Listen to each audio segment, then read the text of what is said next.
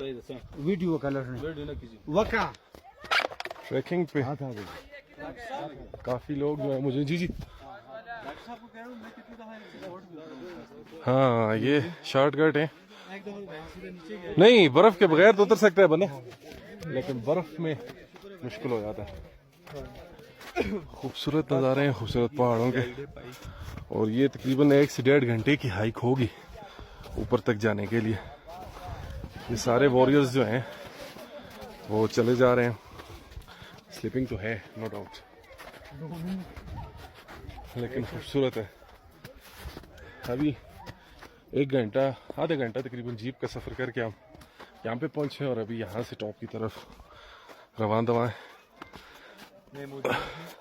सारा रास्ता जो है वो इसी तरह का है, बर्फीला और टफ ट्रैकिंग है।